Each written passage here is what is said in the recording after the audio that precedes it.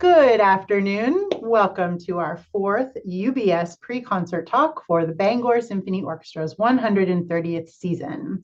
This pre-concert talk is for Masterworks 4, our Rite of Spring, which is coming up on March 22nd.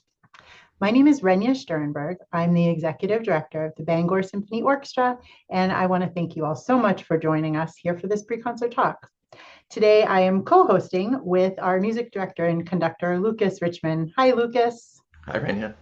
How are you today? I'm good. I'm good. Good, good. We had some heat yesterday, and today it's raining. So, you know, it's always changing, isn't it? March. It's March in Maine, exactly. All right, I'm going to get us started here with our pre-concert talk. So, again, thank you all for joining us. And let's thank our sponsors. Our sponsors are very important to our organization. It's what helps us keep things rolling. So I would like to thank our pre-concert talk sponsor, UBS Argosy Wealth Management. I would like to thank our concert sponsor, Bangor Savings Bank. Our season sponsors, Karen Foxwell, Laura Kimball, Quirk Subaru, and the University of Maine. And our media partners, Bangor Daily News, News Center Maine, Maine Public Classical, and Sutherland Weston. Thank you very much. Our program this month is going to be orchestral extravaganza, right? Just all pieces featuring the orchestra.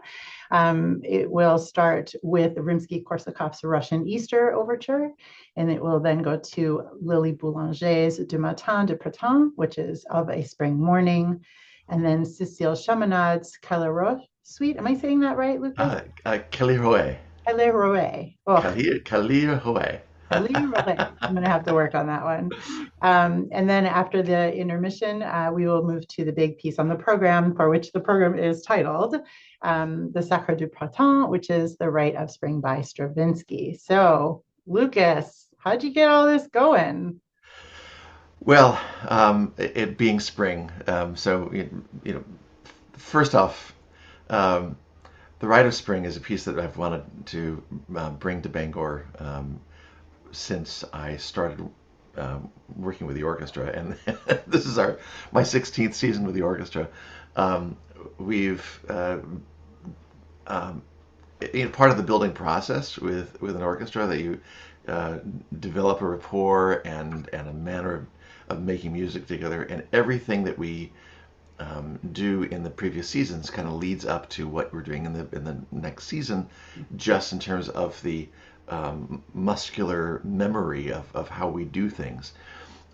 So we've done Stravinsky's music in the past, and now it was time to tackle one of the most formidable ballet scores ever written.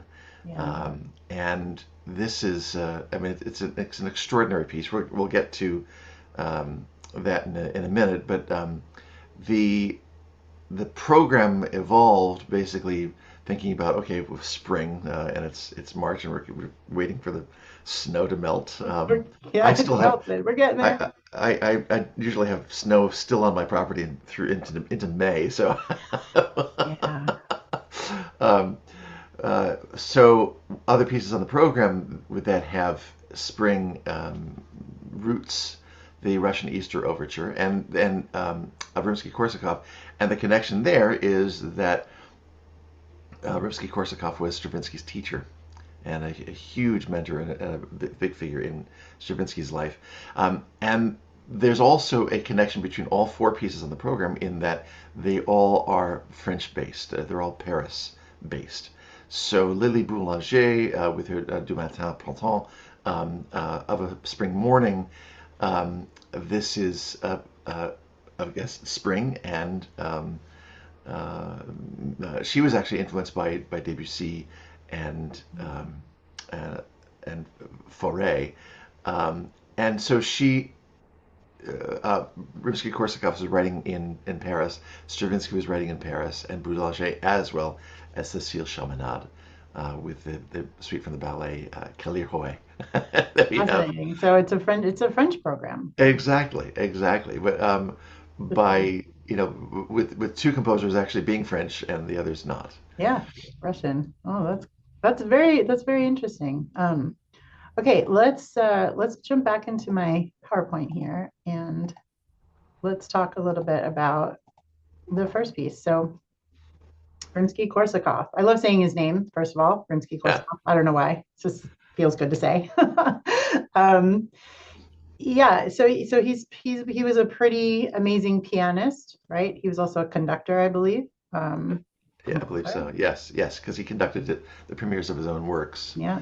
um, and was part of a group of composers that Russian composers that created a kind of Russian, distinctly Russian voice and sound Mhm. that um, was actually of the very much of the vogue in Paris. It was like this exotic sort of thing. So that's why he was having success in Paris and wrote ballets for the Ballet Russe that Diaghilev brought to Paris to Mhm. show this Russian culture.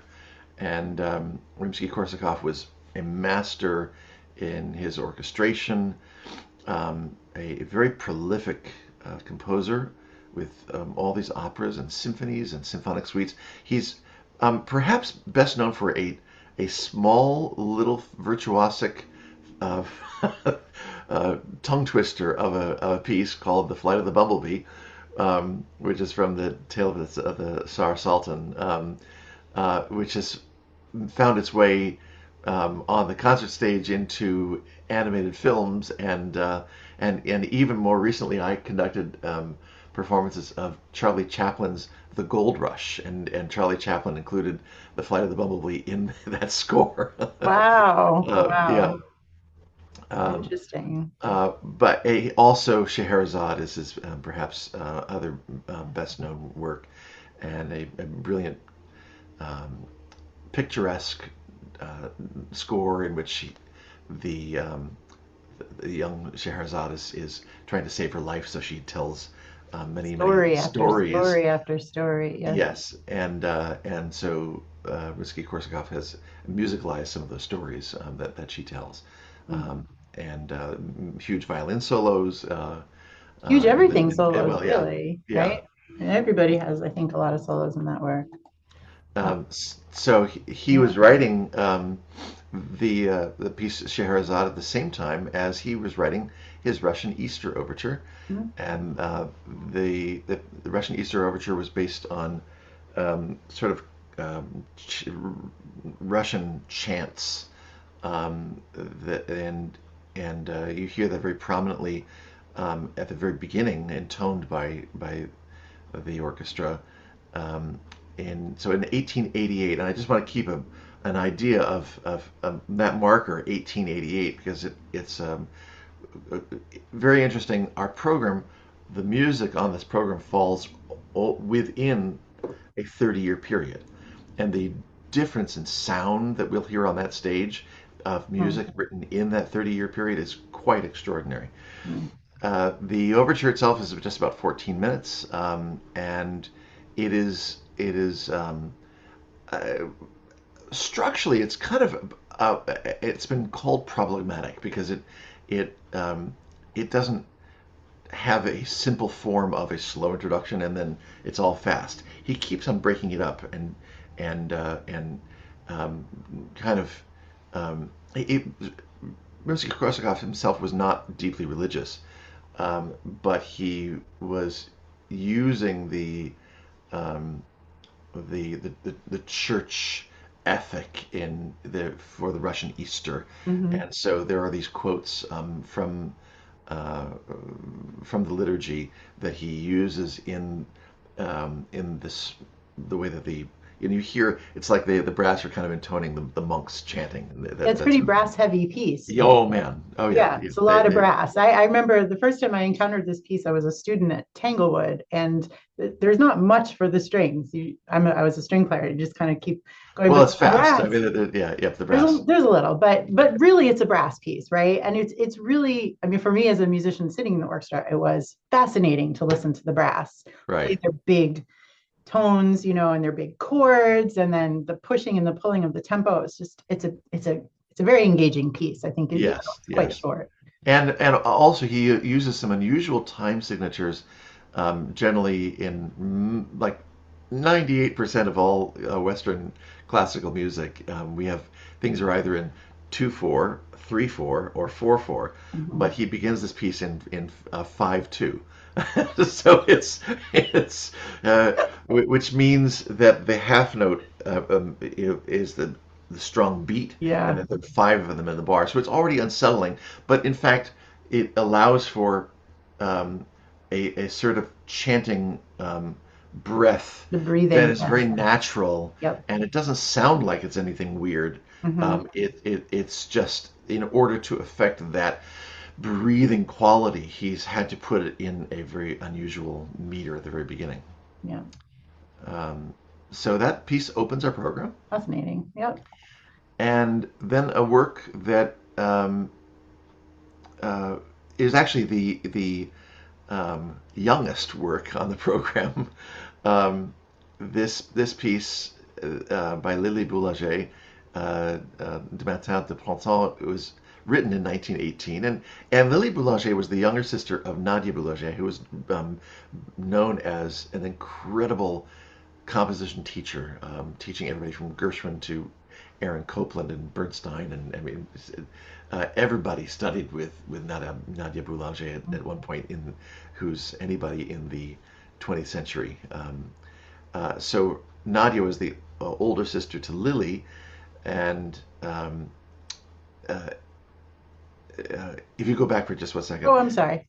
um, the their father was actually 77 when he married his young bride, so he was already elderly um, when these kids were, and Nadia was 6, and the father said to Nadia, "You must take care of your little sister." And so they had this very very close relationship, and Nadia was also a composer, but Lily was the first woman to win the Prix de Rome Composition Award, which was extraordinary at the time. Hmm. Um, and she was writing like just prolifically as much as she could. She had been very ill at a very early age, and that illness followed through her life, and she passed away when she was tragically when she was but 24, Yeah. and left several pieces unfinished, including a an opera um, that had much promise. The piece that actually won the Prix de Rome was a cantata called Faust et Hélène, and then the last couple pieces that she was writing were the piece we're doing on our program, and also doing Soir Triste. The Du Matin de Printemps, of a Spring Morning, was also we're playing the orchestral version, but it's also available in chamber music versions that are not exactly the same, but various incarnations of the same essential music. Um, and it when you hear it, she was very much influenced by the music of Debussy, and Fauré was um, a family friend, and he um, uh, it was also a musical influence on her. So you can definitely hear that in this score, and it is a stunning piece of music with uh, at this age to show the adept use of the orchestra is really amazing. Um, so She was I think quite young when she won. yes, Under right. 20? Was she under 20 years old? Yeah, she was, well, 19, was it 1913? Is that what it said? Yeah. So that was the same year that Stravinsky's Rite of Spring was premiered. Ah, look at that. All the overlaps, right? So yeah, so she was just 20 or 19, something like that, when she won the award. Really amazing. I mean, that just shows what uh, how tragic it was that she was not able to Yeah. continue composing. Yeah. So it'll be great for us to hear this work. I'm so glad you programmed it. Absolutely. And then in a kind of pairing with that is this Cécile Chaminade um, music from her ballet Kalirhoe, and this is she was um, she actually lived a very full life, um, and unfortunately was subject to much of the misogyny that went on, like that women can't really compose, and or when she wrote something that was formidable, the critics would say that well, it was written by a woman. It sounds very muscular, you know, and um, but she shouldn't try writing like a man, you know, stuff like that. Just terrible, terrible. Um, and her father was, uh, you know, not necessarily supportive of her efforts, but you know, talent will out, and she wrote pieces that just kind of screamed for attention, and one of them was the Concertino for flute, which is really probably her most famous work, Mhm. uh, and and people even forget the name that it's concertino. It's just you're saying, "Oh, I'm playing the chaminade," The you know. chaminade, Yeah, yes. yeah. Yes, that's right. All my Uh, flute friends play the chaminade. Yes. exactly, exactly. Which is a wonderful work for flute and orchestra. But she was very prolific in her 80s years of life, and writing for opera, ballet, and chamber music, orchestra. And then this piece is a ballet, Kalihoe, which um, is based on a Greek legend, um, basically of love. Interestingly, I was kind of doing some research. There are several different stories of Kalihoe, and they don't all line up. There's actually an opera from the 1700s that is a completely different story of this ballet. In this particular ballet, there's a young man who um, uh, falls in love with her, and she kind of spurns him. So the goddess Venus turns her into a statue, a fountain, and if you drink from the fountain, then you will forget the person that you loved. Something like those. And eventually, she comes back to life and gets together with a young man, and that's the end of the ballet. But the this piece was written in 1888, the same year that Rimsky-Korsakov premiered his Russian Easter Overture. So we got that, and it's really, again, extraordinary to hear the juxtaposition of these two pieces of the same time period, exact same time period. Mhm. And then 2 years later, the suite that Chaminade put together, four movements from the ballet, was premiered. And if you just go back though, Oh, I'm just one sorry. second, Okay. um, because one of the standouts of the suite and the piece that was actually they asked for an encore, um, was the scarf dance, the music that you have there. Hmm. That was one of the most famous pieces of hers, and that was performed numerous times. The ballet itself, I think, received 400 performances, and the scarf dance was brought uh, uh, played quite often. So I just wanted to point that out. Yeah. And that's the second movement of this suite. So we will be hearing that on Sunday. I'm curious, is it often where a composer will compose a piece of music and then also years later, as in this instance, compose a suite about that piece, like to do it in different iterations? Do composers do that with their own music? Do they do that often? Is that something that many composers It do? happens. It happened a lot, and much of that was just financial. It was that the publisher would say, "Hey, we really like this music. We can get more bang for our buck if you have a suite from it." So So that's it could why, be performed more, right? Like if there wasn't a ballet attached to it, you could just absolutely, keep because it people just love the score, they love orchestra, the music. So that's why we have the perform Tchaikovsky the music. Nutcracker Suite, Hmm. Swan Lake Suite. We've got Prokofiev's. He wrote three different suites from Romeo and Juliet. So it was definitely a tradition to make a suite from the full ballet. I maybe that's from ballets, in particular ballets, like operas have overtures, right? But ballets, maybe they also have an overture, but not necessarily. And then if you love the music, you don't necessarily need to, back when there weren't recordings, right? You don't need to go see a whole ballet to hear the music. Right. You go hear it at an orchestral concert. You're right. One anomaly, of course, is the suites from Carmen, which is an opera, but Right, that's right. the tunes are so great that he turned them into suites. Into suites, which are played all the time in Right, both, exactly. youth If he orchestras and if he professional. hadn't done that, somebody else might have done that, and that would be, and so that's where a composer is like, well, this is what we're gonna do. Well, and I imagine they want to have a little autonomy there. Like they Oh want yeah, to make sure it's done the way they want it to be yeah, done, right? right, So, right. yeah, great. And that brings us to Yeah, the, the second half of our program, the bigger and big biggest piece. piece on the Yeah, program by Igor Stravinsky, The Rite of Spring. And Stravinsky was he really toggled quite an era with the Russian nationalism, and then going into the neoclassic period, which was in a way um, uh, a result of the economy, because in in wartime there was less money for large orchestras.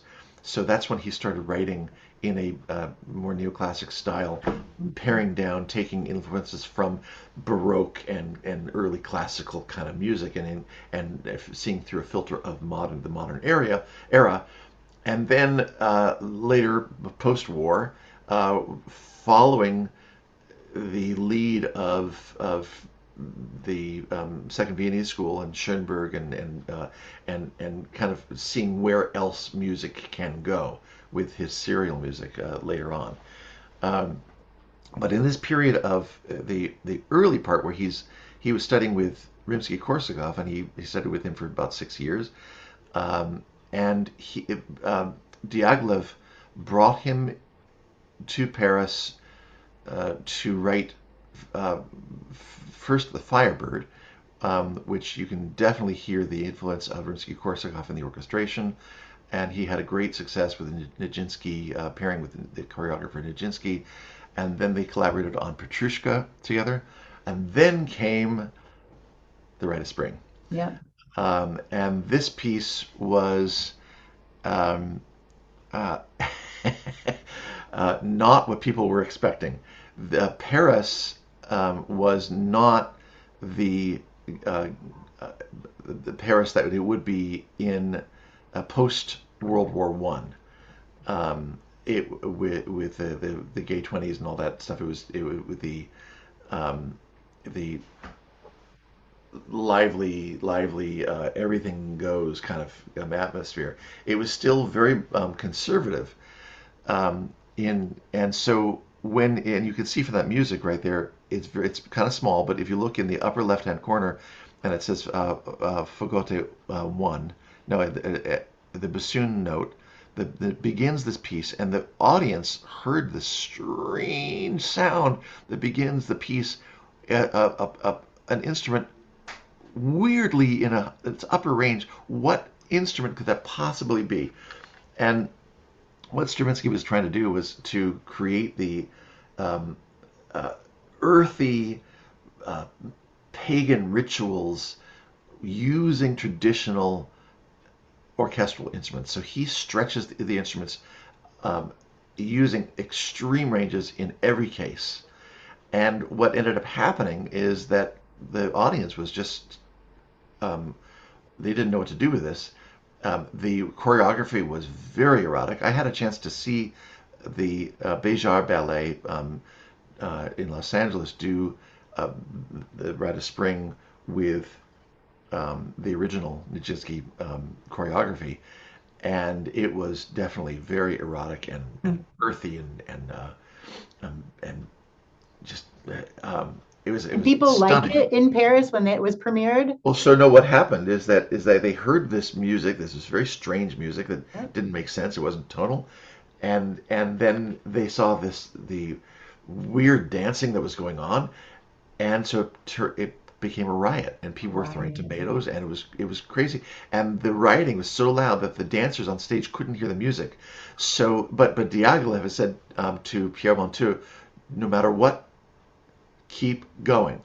So the orchestra kept on going, The and show must Stravinsky go on. Stravinsky ran up into the wings, and Nijinsky was in the wings, standing on a chair, counting out the counts. And Stravinsky was holding him by the coattails, holding him so he wouldn't fall off the chair, while Nijinsky was yelling out the counts, so the dancers would keep on going. Oh my gosh. Can you imagine being there, right? When that uh, happened?